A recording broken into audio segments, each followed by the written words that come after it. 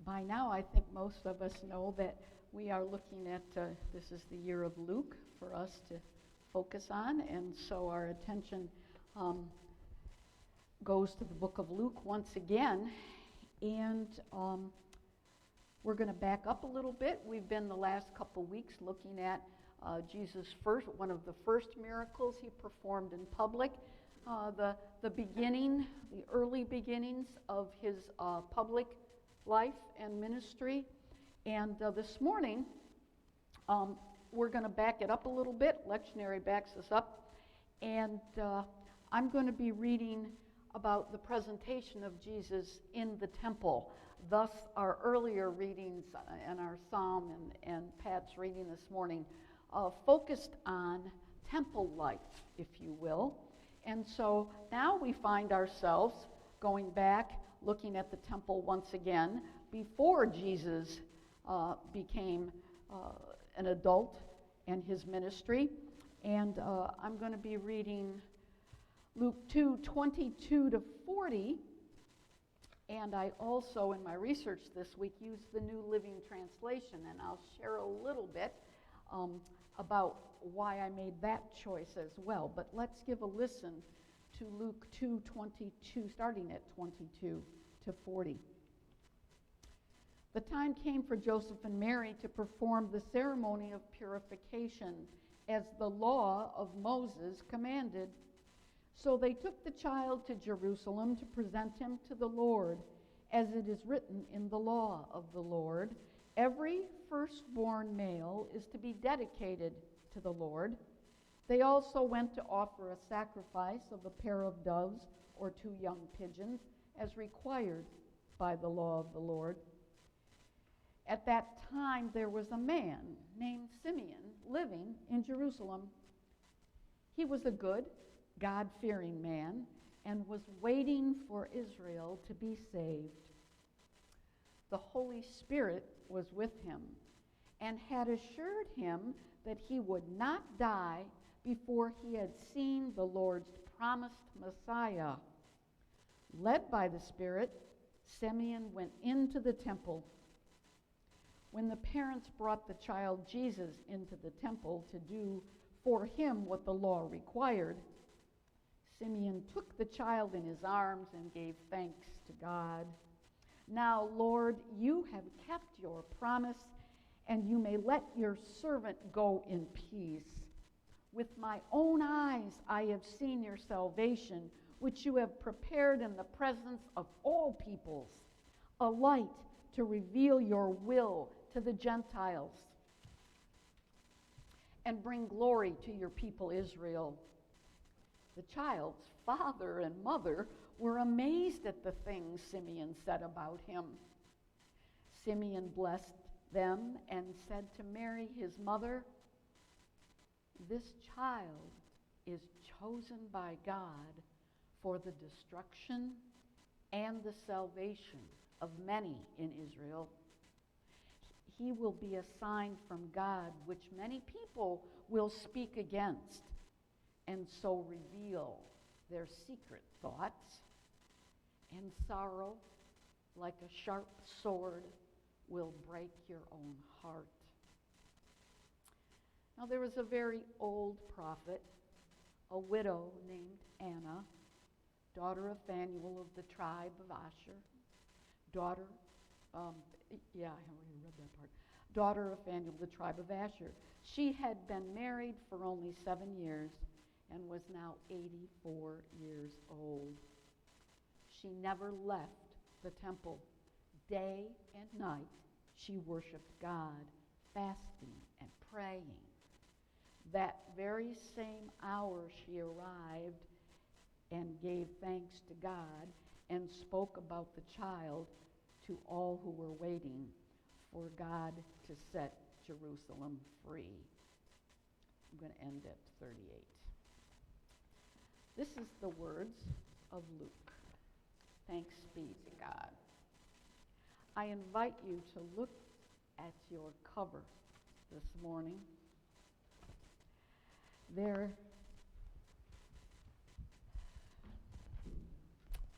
are lots of pictures throughout history about Simeon, and most have him indeed created in an old way.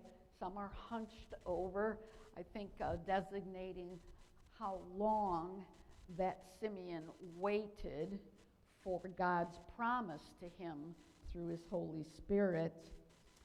And I was wondering this week how many of us have really waited for something. And I'll be talking about that in a minute. But my eyes were captivated by this picture. Yay, Christy, thank you. That's perfect. I was going to say to Christy, please put it on the screen for our friends at home.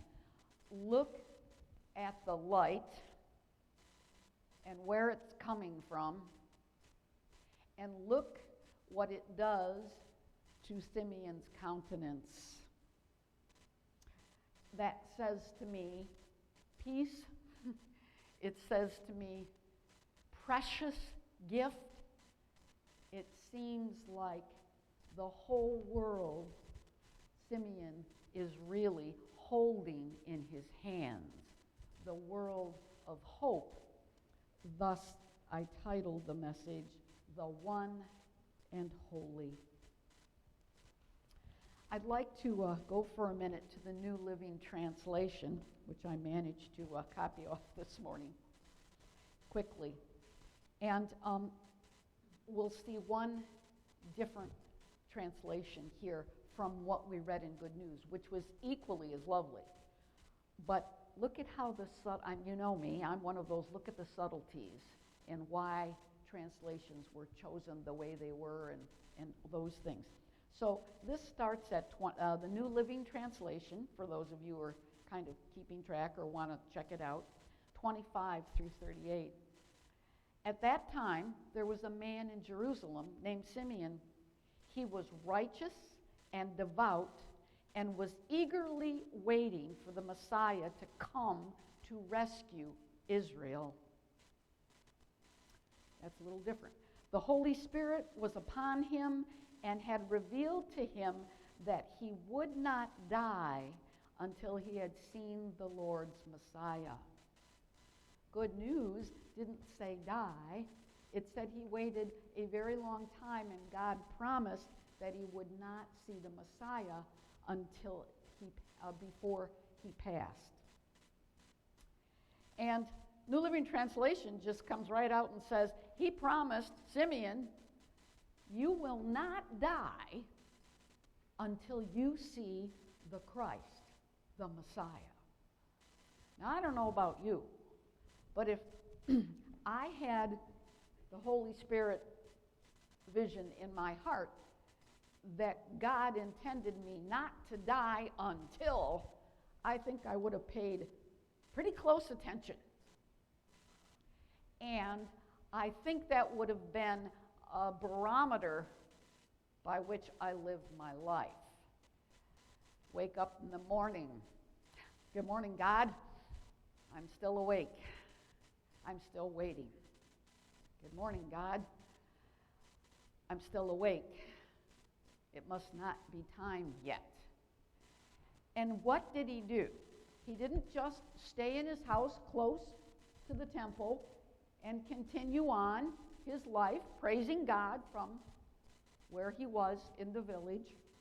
He decided that he would go to the temple every single day and wait, because there it seemed more appropriate to Simeon that he was closer to the promise. That day, the Spirit led him to temple, so Mary and Joseph came to present the baby, Jesus, to the Lord as the law required, and Simeon was there. He took the child in his arms and praised God, saying, Sovereign Lord, now let your servant die in peace, as you have promised. I have seen your salvation, which you have prepared for all people. That's the same in both translations. He is a light to reveal God to the nations. He is a light to reveal God to the nations, and he is the glory of your people, Israel. And then it goes on to say, yes, indeed, Jesus' parents were amazed about what Simeon was saying about them. This is a little different. He said to Mary, very not as detailed as good news, this child will pierce your very soul. And that's all it says. I'm sure that Mary carried that throughout all of the years of Jesus' growth. And you know, I don't know how that would have been with me. As I was thinking about this, I thought, how would it be for me, sort of like Simeon, to wake up in the morning and say, "Good morning, God. Is this the day my son pierces my soul?" She didn't know,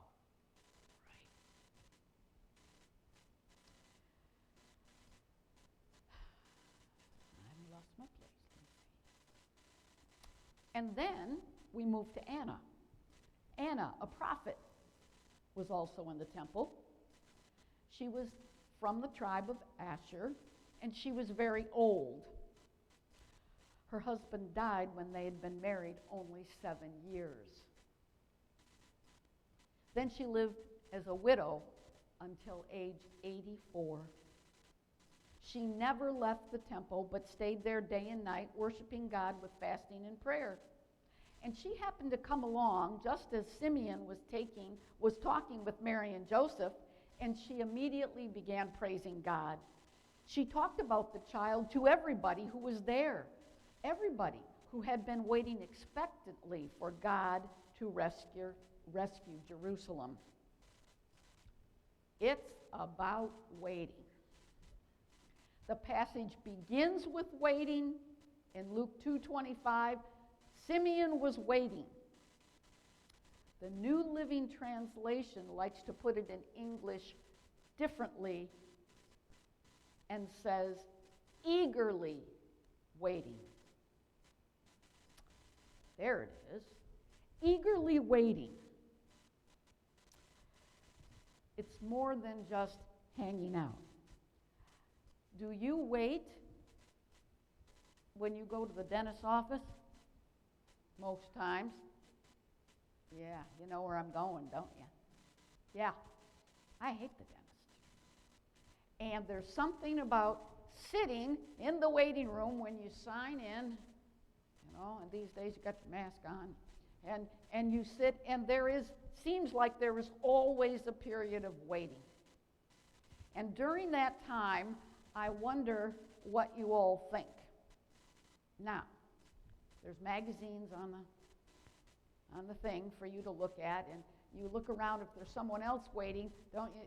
And here's how people wait in waiting rooms, looking at magazines.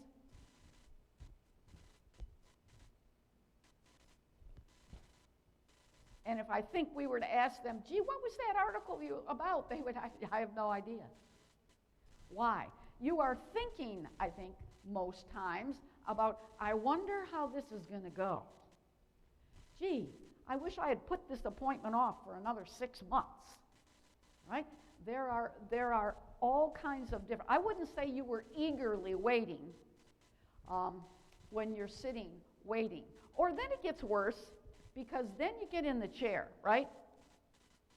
And there you are. And you don't have a dentist come in, you know, and you hear what? Zzz. How's that working for your eagerly waiting? Yeah, that's a different kind of waiting, isn't it? But New Living says Simeon eagerly waited. Let's think about that. Anybody grandkids? Yes. All right. Think grandchildren. All right. It's Christmas Eve. And then it's Christmas morning. Anybody ever have kids in their family that tried desperately to get you to open presents on Christmas Eve? Yeah. Why? Because they were eagerly waiting.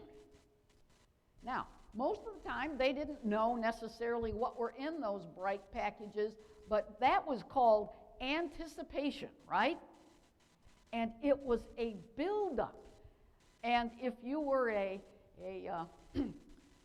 traditional parent, and that's what your family tradition was, that you didn't open any presents till Christmas morning, you toed the line, and all that did for your kids was make them eagerly await and probably not sleep so much the night before. So they, instead of getting out of bed to go to school, I'm coming, I'm coming, I'm coming. It wasn't that kind of waiting. It was everybody up. Anybody get up when it was still dark out with the grandkids or kids? Yeah, there you go. Yeah, that's the best analogy of eagerly waiting I could give you. Simeon was waiting like that. He was likely a small boy when the Jews won their independence and was able to build the temple in Jerusalem. Then he likely saw the Roman government come and conquer Jerusalem. He lived most of his life under Roman rule. So he was doing the right thing. They allowed him to worship in the temple, and he also listened to the teachers' the promises that God made that the Messiah would one day come. The promised one would be a great prophet like Moses or David, a king. He would be like the high priest who would cleanse Israel and give them new life. And the text says at some point, Simeon did hear the call of God. How? Anybody catch that? Somebody said it? Yeah. Simeon heard the call, not from an angel like had happened to Mary, right? Not from the angels the night he was born, but Simeon heard the call, both translations say, through the Holy Spirit. Wisdom and speaking down deep inside his soul.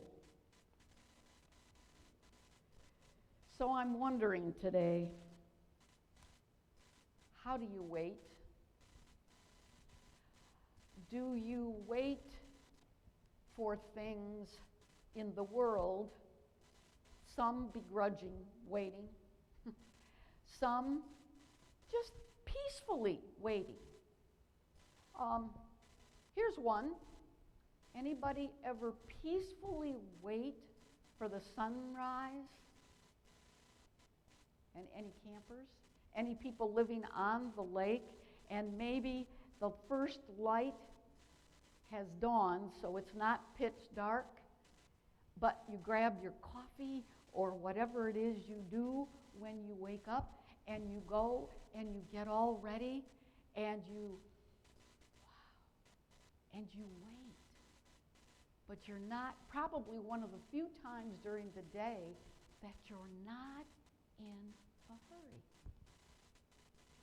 You are peacefully waiting to see, and I guess I'll paraphrase for all of us here today, another small miracle of God as he brings light to another day. And all of a sudden, it's there, and then you make a choice.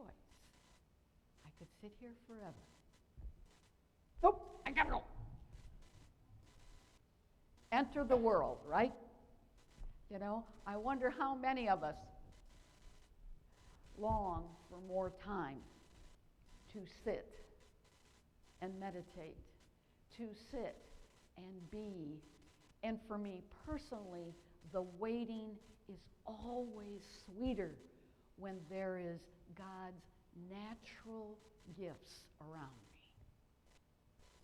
Be that the smell of spring, be that the colors of autumn, be that coming in this morning and all of the trees had about, can you see there, about this much white, light snow on them. And it was like the winter wonderland until traffic came the other way and spewed it on my windshield. But isn't that the way it is in life? God said to us, I created all this beauty, and if you would just wait a little bit, you would see more of it.